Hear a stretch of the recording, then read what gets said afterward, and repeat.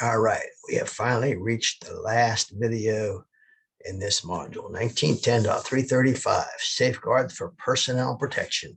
Not a very long one either. I'm gonna turn the light on things here and go from here. All right. Use of protective equipment, personal protective equipment. We all know what that is, PPE. And you know, there's a lot of PPE in electrical work. Employees working in areas where there are potential electrical hazards shall be provided with and shall use electrical protective equipment that is appropriate for the specific parts of the body to be protected and for the work to be performed. All right, that is the basics of PPE, no matter what standard you're in, right? Appropriate for the specific parts of the body and for the work to be performed, okay? Personal protective equipment requirements are contained in subpart I of this part, which we have already discussed. And okay, we're still 35. Okay, that's just my note. That's my note or their note, but anyhow, it's a note. Duly noted. Protective equipment shall be maintained in a safe, reliable condition and shall be periodically inspected or tested as required by 1910.137. If the insulating capability of protective equipment may be subject to damage during use, the insulating material shall be protected. For example, an outer covering of leather is sometimes used for the protection of rubber insulating material. That makes sense. You put rubber insulating material on and put a covering on it and protects that the rubber, which is the insulating part, from being damaged. Employees shall wear non-conductive head protection wherever there is a danger of head injury from electric shock or burns due to contact with exposed energized parts. Hard hats, when you buy a hard hat, you don't just go buy a hard hat. You get a hard hat for the job that you're going to use it on. It's going to be used on. And if it's going to be used around electricity in general, you want one that's not conductive. Employees shall wear protective equipment for the eyes or face whenever there is danger of injury to the eyes or face from electric arcs or flashes or from flying objects resulting from electrical explosion. Okay. You know what? Protect his eyes, no matter what standard or what. Geez, you only got one pair. Protect your eyes.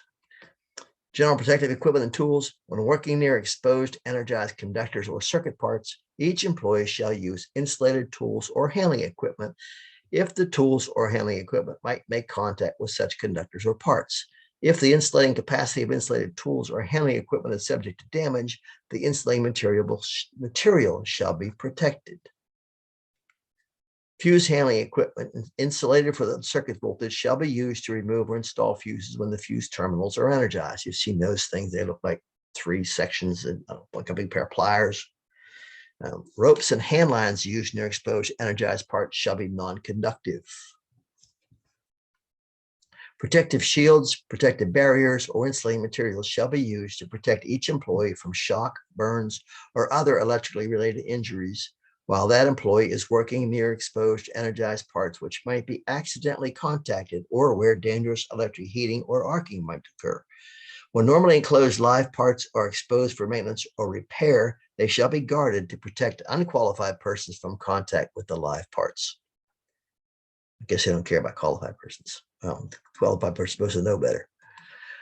Alerting techniques. The following alerting techniques shall be used to warn and protect employees from hazards which could cause injury due to electric shock, burns, or failure of electric equipment parts. Safety signs and tags. Safety signs, safety symbols, or accident prevention tags shall be used where necessary to warn employees about electrical hazards which may endanger them as required by 1910.145. Barricades. Barricades shall be used in conjunction with safety signs where it is necessary to prevent or limit employee access to work areas exposing employees to uninsulated energized conductors or circuit parts. Conductive barricades may not be used where they might cause an electrical contact hazard. Attendance. If signs and barricades do not provide sufficient warning and protection from electrical hazards, an attendant shall be stationed to warn and protect employees. Attendants are also mentioned in confined space, permit required confined space, but this is there's not too many times that attendant is mentioned in OSHA. And this is one of them. So if the signs and barricades aren't good enough, have somebody standing there. And that's it of that standard. So we have gone through the entire, well, almost the entire section of subpart S. We didn't do 304 because it's very, very technical. So, and we've kind of highlighted some of the other ones that are very technical. We just went over the basics. They're the main points of them that they cover. But we did cover a lot of stuff, and especially in these last 5 short videos. And in the initial video, which wasn't from subpart S, which is general electrical safety. So I think a lot of good stuff in this module. So read the module, and whatever else you do, be safe.